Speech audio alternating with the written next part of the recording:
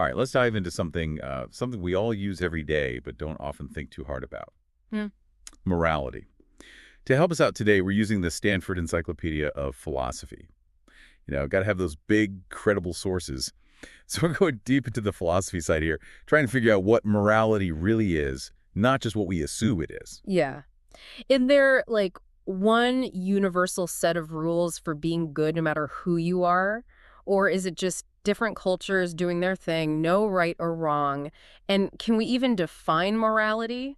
Or is it more of a feeling? Those are great questions. And right off the bat, the Stanford Encyclopedia points out that even the word morality has two meanings, descriptive and normative. That's interesting. So like two sides in the same coin. Exactly. Descriptive morality is like mapping out what different societies actually believe is right and wrong, like cultural anthropology, but focused on moral codes. So it's about what is, not what should be. Exactly. That's normative morality, trying to figure out the moral code that all rational beings should follow, even if no one's perfect at it. Okay, I'm getting it. So descriptive is like the moral dress code of a specific culture, while normative is like universal fashion rules, no matter the trends. I like that analogy. Really captures the difference. And it helps explain why a culture might think honoring elders is the most moral thing, even if it means less help for strangers, which some normative theories would disagree with. That's fascinating. But before we even get to what should be, isn't it hard enough to define morality in the first place? Like, can you really pin it down with a single definition? That's where it gets really philosophical. Some thinkers, like Walterson and Armstrong, say morality is too diverse to box in. You can't just say it's about harm because people get morally outraged by things that don't actually hurt anyone directly. Okay, I need an example. That sounds super intriguing. Think about flag burning. It might enrage people, seem deeply disrespectful, but does it physically harm anyone? This is what makes finding a neat definition for morality so challenging. Yeah, you're right. There's more to it than just physical harm. Sure. So what else is going on? That's the big debate, isn't it? It suggests that morality is about upholding certain values, even if those values are hard to define. Think about betraying a friend, no physical harm, but it feels deeply wrong. Right, it's like there's this deeper level to it, beyond the physical consequences. Exactly. And it gets even trickier with descriptive morality. It's not just any rule a society has. The Stanford Encyclopedia points out that moral codes are different from laws, which are enforced by the state, and religion, which is often justified by the supernatural. Of course, they often overlap. Right, they can definitely be connected. Yeah, a law might be based on a moral principle, and a religion might include moral teachings. But the source of authority is different. Yes. So a society's morality might be based on their religion, which can lead to interesting clashes when a religious group's beliefs conflict with the laws of their country. Or even on a smaller scale, like when your personal ethics are stricter than your friends, but you don't call them immoral for grabbing a burger. Right. Just gotta enjoy your veggie burger in peace. But speaking of differences, how do we even tell if a society's code is moral in this descriptive sense?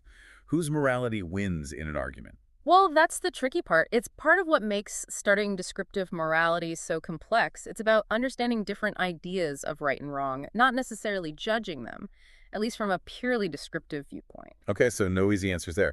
But what about science? How does that play into all this? It feels like psychology, even biology, are weighing in on morality these days. Oh, absolutely. The Stanford Encyclopedia talks about how our understanding has changed. Anthropology, for example, used to focus just on the rules a society enforced. Right, like do this, don't do that kind of thing. Yeah. Now, thanks to thinkers like Emil Durkheim, there's more focus on things like virtues, self-development. It's more nuanced than just following orders blindly. So it's not just about right or wrong actions, but also about personal moral growth. Exactly. And that's where psychology gets interesting. Psychologists are really into the difference between moral and conventional judgments. Like, are you against murder because it's truly wrong or just because society says so? Ooh, that's like nature versus nurture. Are we born moral or do we learn it? Right. And research suggests it's probably a bit of both. The Stanford Encyclopedia even mentions studies with children showing they understand this distinction early on. Breaking a game rule feels different to them than hurting someone, even if both get you in trouble. Yeah, that makes sense. Even kids seem to get that some things are just wrong, no matter the rules. It really shows how morality goes beyond just following rules. And this brings us back to that compass we talked about, normative morality. Hmm. How do we even start to build that ideal moral code? Right, let's get philosophical. Where do we even begin? Well, most philosophers don't actually try to define morality directly. Instead, they kind of piece it together from their ideas about what it means to be moral. So it's less about a dictionary definition, more about the principles they're working with. Exactly. But there's one common thread. A truly moral code is one that all rational people would endorse under ideal conditions. Imagine everyone had perfect knowledge, total fairness. What would we agree on then? That's a fascinating thought experiment. But hold on, what does rational even mean in this case? Does everyone agree on that? That's the key question. Defining rationality is a huge part of the debate. For some, like Thomas Hobbes, rationality is about self-preservation, avoiding harm. So a rational moral code is about keeping the peace, following rules that stop harm. Okay, so if rationality equals avoiding harm, morality equals making everyone safe. That's one way to look at it. But others, like Immanuel Kant, would say rationality is more about sticking to universal principles no matter the consequences. So a rational moral code means following absolute rules, like never lying, even if it seems to lead to a bad outcome in a specific situation. So different definitions of rationality lead to completely different moral codes. It's like choosing different building blocks for your moral foundation. Exactly. And that's why there are so many ethical theories out there, each with their own idea of the ideal moral code. Wow, so no easy answers on the normative side either. Yeah.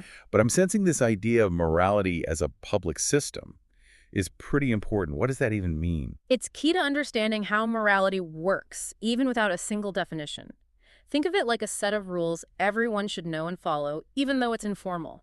There's no rule book or referee for every argument, which is why we have endless debates about right and wrong. Huh. It's like we're all playing a game with huge stakes, but nobody gave us the instruction manual. No wonder things get messy. Exactly. But here's the interesting thing. Even though it's informal, we mostly agree on the big stuff, like don't kill. The controversies happen when we try to apply those general principles to specific, real-life situations. So we all agree lying is bad. But what about a white lie to protect someone's feelings? Suddenly, it's not so simple. Exactly. That's where moral thinking comes in, figuring out how those broad principles apply in messy contexts. And that's why, even without a rule book, we can still talk about morality as a public system. We're all trying to figure out the game, even as the rules are constantly changing. Okay, I'm starting to see how this public system thing works. It's like we're all collectively figuring out the rules as we go along. But this brings up another question that's been bugging me. How does this ideal philosophical morality relate to the real-world moralities we see in different cultures? Like, do any societies actually get it right? That's the age-old question of bridging the ideal and the real. And philosophers have different views on this. Some, like proponents of natural law theory, believe that deep down everyone knows right from wrong, even if their society is a total mess. It's inherent to our nature, they say. So like a built-in moral compass that transcends culture. Right, but others, you could call them moral realists, are less optimistic. They might say societies have moralities, but they're flawed, imperfect reflections of that ideal code. So it's less about finding the perfect society, more about judging different moralities based on how close they get to the ideal. Exactly. And then we have a whole other debate about how you even measure closeness to an ideal. But what's clear is this tension between normative and descriptive morality. It's something philosophers have been wrestling with forever. They're trying to reconcile that perfect compass with the messy, always changing map of how humans actually behave. So morality is a lot trickier than it seems. We have two different ways to even talk about it. Definitions are slippery, and even science is getting involved, trying to figure out how our brains make moral choices. It really is a fascinating concept with so many angles and huge implications for how we see ourselves, our societies, and our place in the universe. Speaking of implications, we've been using this idea of rational endorsement, but it still feels a bit abstract. Any way to make it more concrete, more down to earth? Actually, there are. The Stanford Encyclopedia highlights different ways philosophers have fleshed out this idea of endorsing a moral code. Think of them like different flavors of endorsement to choose from. Okay, I'm always down for a philosophical taste test. What flavors are on the menu? Well, one way is through feelings of guilt and anger. What actions, if they're violated, would make all rational people feel inherently bad? That's one flavor. So things that feel wrong, no matter the consequences, like our conscience has this built-in alarm system. Exactly. It's a gut-level reaction that goes beyond any specific culture's rules. And it ties into research suggesting that our brains might be hardwired to recognize some actions as wrong. Like we're programmed to feel disgusted when someone hurts an innocent person. Exactly. But another flavor is advocacy. What would rational people advocate for, even if they don't always do it themselves? The classic, do as I say, not as I do. We all have that friend. We do. It highlights the gap between what we think is right and how we actually act. And then there's the acceptance flavor. What kind of moral code would rational people willingly accept for themselves? Like signing a social contract. So it's about the rules we choose to live by, even if it means less freedom, because we understand it's good for society overall. Precisely. It's the idea that a truly moral code is one we choose because we recognize its importance for living together. And lastly, there's reasonable rejection. What rules are so fair that nobody could reasonably object to them if they were being impartial? Okay, that one's a bit more nuanced. So it's not just what we do accept, but what we couldn't justify rejecting if we were being honest with ourselves. Exactly. It's like putting a moral rule on trial, seeing if it holds up under scrutiny. If you can't think of a good reason to reject it, even considering everyone's perspective, then maybe it's a good candidate for a truly moral rule. Wow, we've gone from this vague, rational endorsement to four distinct flavors, each with its own implications. This is definitely making me think about my own approach to moral questions. It's a lot to take in. But this is just the beginning of our deep dive into morality. There's so much more to explore, like how moral behavior evolved and how we apply these big ideas to the messy real world. I'm ready to keep diving. But for now, we've given our listeners a lot to chew on. What stands out to you from all this? Which flavor of endorsement resonates most? And does thinking about morality as a public system change how you see those everyday disagreements about right and wrong? Great questions to consider. And as always, the deep dive is here to give you the knowledge to keep exploring these complex ideas, even after the episode is over. So keep those philosophical gears turning, folks. We'll be back soon to continue our deep dive into this endlessly fascinating world of morality.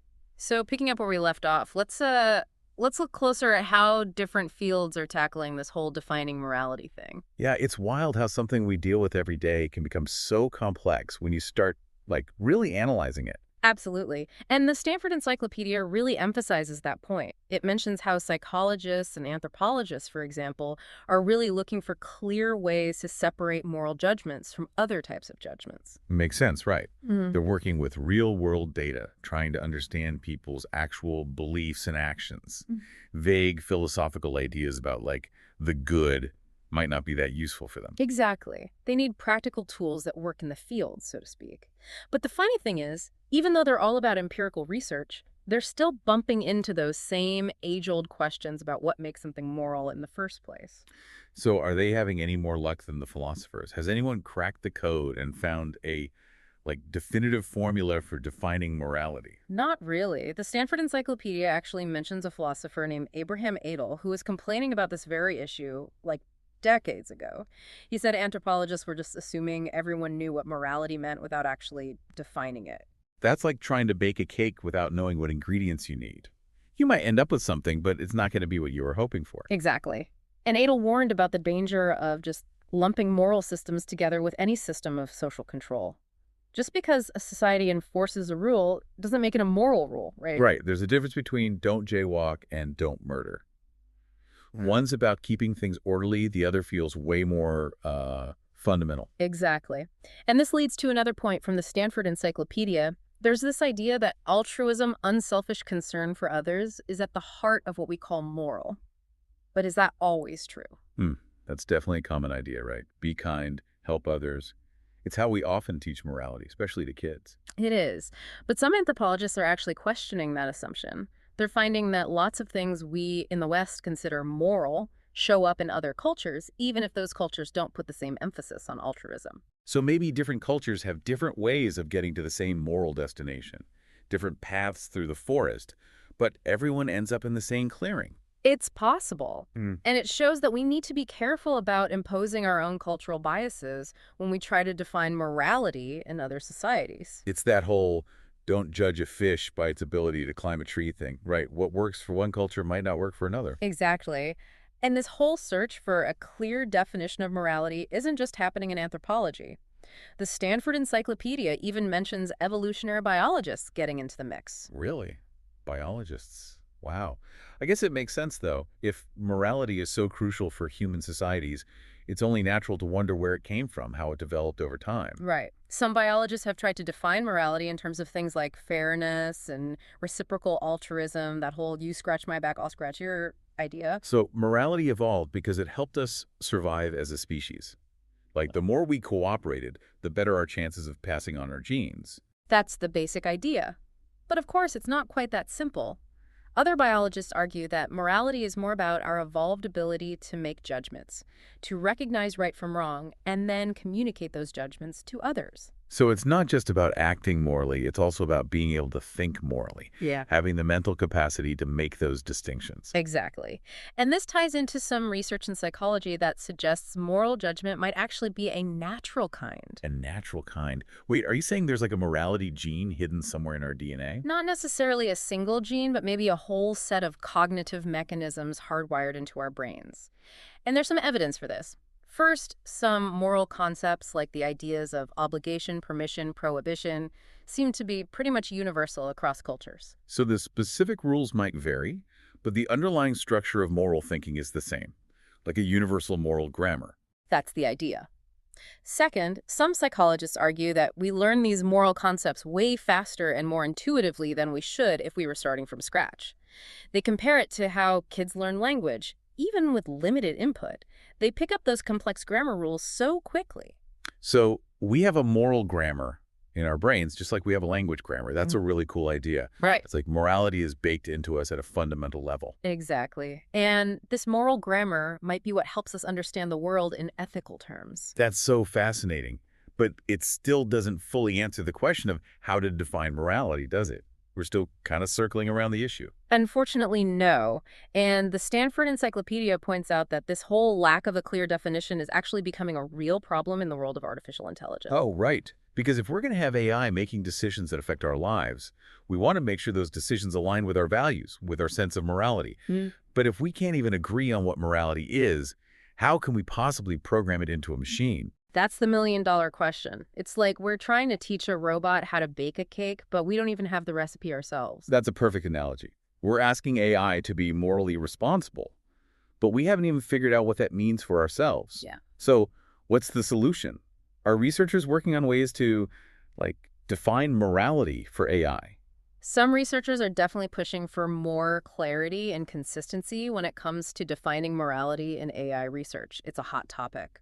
So it's not just a theoretical debate anymore. This lack of a definition could actually have a huge impact on how we develop and use AI. Absolutely. The stakes are getting higher as AI gets more sophisticated. The Stanford Encyclopedia even suggests that this might force us to grapple with these fundamental questions about morality in a much more concrete way. Maybe trying to teach AI about morality will help us understand it better ourselves. Whoa, so the robots might end up teaching us a thing or two about being human. That's a mind-blowing thought. But for now, let's shift gears back to those attempts to define morality in a normative sense. Remember, we're talking about figuring out the ideal moral code, the one all rational beings should endorse. The perfect moral compass, so to speak. Yes, exactly. And while lots of philosophers avoid explicitly defining morality, focusing instead on building complex theories, we can still find clues about their understanding of normative morality hidden within those theories. It's like we're playing philosophical detective, looking for the underlying assumptions that shape their ideas. Okay, I'm game. I love a good mystery. So what clues have we uncovered so far about this ideal moral code? What's it starting to look like? Well, one common thread is that a genuine moral code can't be something you just opt out of. It has to apply to everyone, regardless of their personal preferences. That makes sense. It's not like choosing your favorite ice cream flavor. If it's about ultimate right and wrong, it can't be subjective. Exactly. And this goes back to morality as a public system. It's a set of rules we're all bound by simply by being rational beings who can understand and follow those rules. But isn't that a little too idealistic? I mean, people break even the most basic moral rules all the time. History is full of examples of that. Does that mean those people weren't rational? That's a great point. And it raises a really important question. What does it actually mean to endorse a moral code? Is it just about intellectual understanding? Or does it require something more, like a motivational component? Does knowing what's right automatically lead to doing what's right? So is it about what you believe or what you actually do? That seems to be the heart of the issue. Exactly. And different philosophers have different answers. Some argue that if you truly endorse morality, it would have to lead to moral behavior. Like, if you really understand why something is wrong, you just wouldn't do it. So if you really get it, you can't help but be good. Is that what they're saying? That's one way to think about it. But others might say, no, you can understand something's wrong and still choose to do it. Humans are complicated. We're capable of incredible good and incredible evil. We have the potential for both. And sometimes those darker impulses win out. Which I guess is why we need morality in the first place, Hmm. to try and steer us toward those better choices, even when it's hard. Exactly.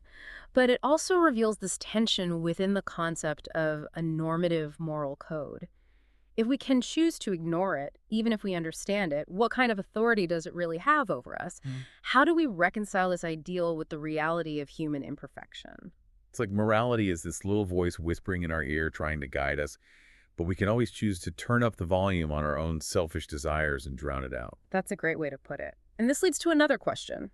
What exactly is the content of this normative morality? What specific rules would it include? If we're trying to build this ideal moral compass, which way would it point us? Okay, let's get down to brass tacks. What are the thou shalts and thou shalt nots of this ideal code? If we were building this moral system, what would be the foundational rules? Well, that's where things get tricky again. Even among those who believe in a normative morality, there's a lot of disagreement about what it would actually look like in practice. But there are some common threads. Most philosophers in the Anglo-American tradition agree that morality is primarily concerned with how our actions affect other people. So it's less about personal virtue and more about our responsibility toward other people, our impact on the world around us. Exactly. And this is where those classic moral rules come in. Don't kill, don't steal, don't lie, don't break promises, and so on. These actions directly or indirectly harm others, and most philosophers would agree that a normative moral code would forbid them. It's about recognizing that our actions have consequences, not just for ourselves, but for the people around us. That makes sense. But does morality also require us to actively help others? Or is it just about avoiding harm? Is there like a positive duty to do good, or is it just about not doing bad? That's another big debate. Some philosophers, like Kant, argue that we have a perfect duty to avoid harming others, but only an imperfect duty to help them. So you're always obligated to not punch someone in the face, but you're not always obligated to donate to charity, even if it's a good thing to do. Exactly. Different levels of obligation.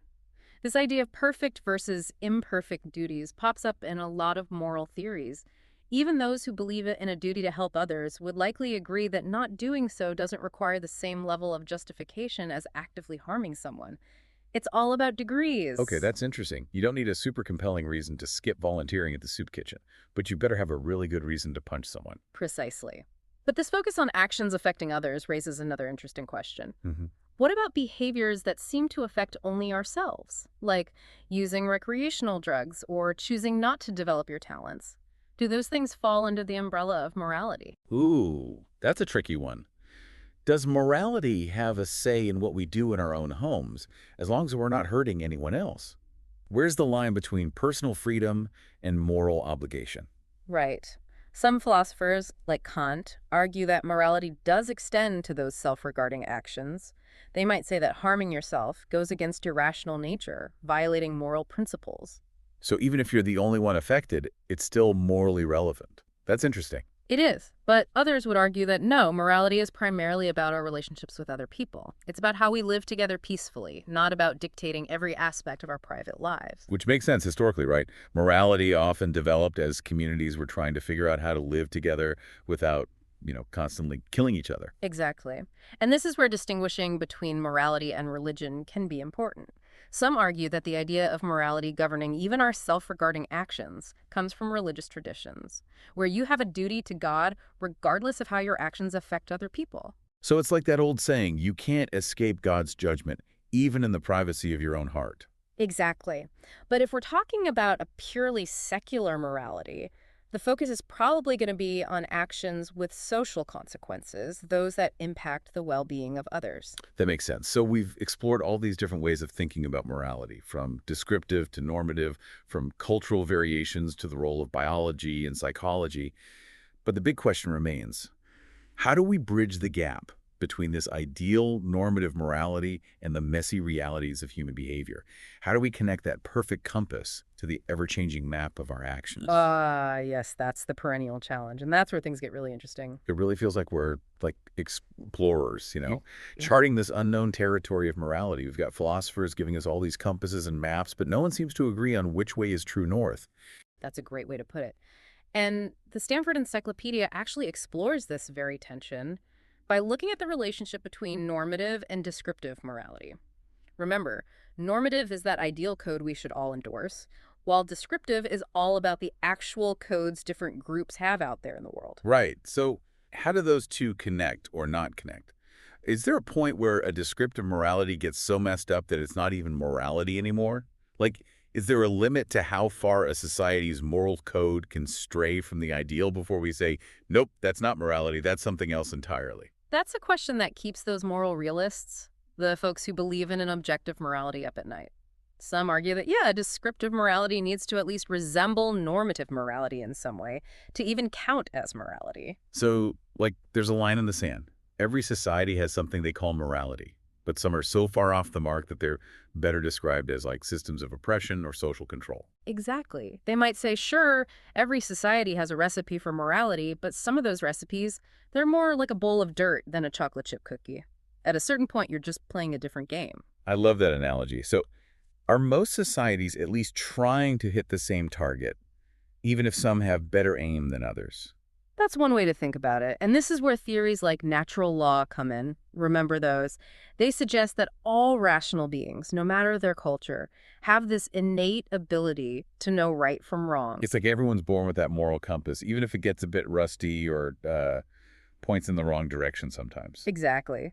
The theological version of natural law would say this knowledge comes from God. But even the secular versions argue that human reason is powerful enough to grasp basic moral truths. So even if a society's descriptive morality is way off base, individuals can still tap into that deeper normative morality. Like there's this underlying moral truth that transcends all those cultural differences. That's the idea. Some natural law theorists even go so far as to say this knowledge applies retroactively. So even people in the past living under totally different moral codes could still be judged by those same universal standards. Whoa, that's a pretty bold claim. It's like saying, yeah, you lived in ancient Rome and everyone thought gladiator combat was great entertainment, but you should have known better. Exactly. It's a tricky philosophical issue, for sure, but it highlights how some moral realists see a strong link between those two levels of morality, even if no society perfectly embodies the ideal. So it's not about finding the perfect society, but more about recognizing that every society is striving, in its own way, toward that same moral horizon. That's one way to interpret it. But not all moral realists are on board with this whole innate moral knowledge thing. Others would argue that while we all have the capacity for moral reasoning, the specific content of morality, the actual rules, those are things we learn through social interaction and cultural norms. So it's like we're born with the hardware for morality, but the software comes from our culture.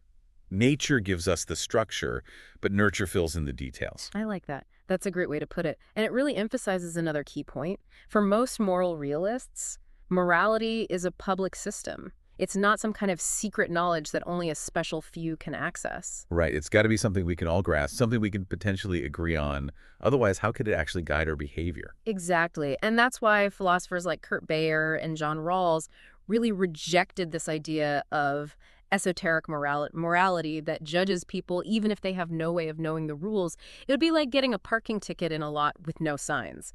Totally unfair. Right, you can't hold someone accountable for breaking a rule they didn't even know existed. Exactly. And this idea of morality as a public system really connects back to those different ways of understanding endorsement. Remember we talked about how a normative moral code is something all rational beings would endorse? Well, what does that really mean? Yeah, we explored those four flavors of endorsement, remember? Guilt and anger, advocacy, acceptance, and reasonable rejection. It's like choosing your favorite ice cream flavor, but for morality. Haha. I love that. Each flavor gives us a slightly different take on what it means to endorse a moral code. So, for example, if we're thinking about guilt and anger, maybe endorsement means recognizing those actions that just feel wrong, regardless of what the consequences might be. It's that gut feeling, that inner voice saying, this is bad, don't do it. Exactly. It's like a visceral response, something that goes beyond any specific culture's rules. Yeah. And like we were saying earlier, it connects to research suggesting that our brains might actually be hardwired to recognize certain actions as morally wrong. Like we're programmed to feel disgust at the thought of harming an innocent person. Precisely. But if we're thinking of endorsement as advocacy, then it becomes more about what we believe other people should do, even if we don't always live up to those standards ourselves. Oh, the classic, do as I say, not as I do. Huh. We've all been there. Haha. We have. It shows that we can hold moral beliefs even when our actions don't always reflect them.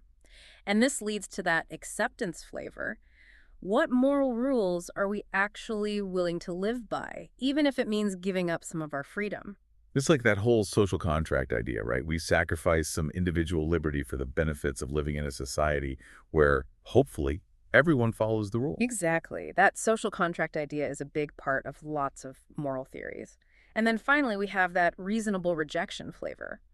What rules are so inherently fair that nobody could reasonably object to them if they were being truly impartial? It's like putting a moral principle on trial and seeing if it holds up under scrutiny. I love that. This approach really emphasizes the importance of reason and impartiality when it comes to figuring out what's truly moral. Wow, we've really gone deep into all those different flavors of endorsement. It's amazing how much complexity there is packed into this one word, morality. Right. It really is. And honestly, we've only just scratched the surface of this whole fascinating philosophical landscape, but I think we've given our listeners a good starting point for their own explorations. Absolutely. And that's what the deep dive is all about. Giving you the knowledge and tools to keep thinking critically, keep asking those big questions long after the episode is over. So keep those philosophical gears turning, everyone. Remember, understanding morality is a journey, not a destination. Beautifully said. And until next time, keep diving deep into the world of ideas.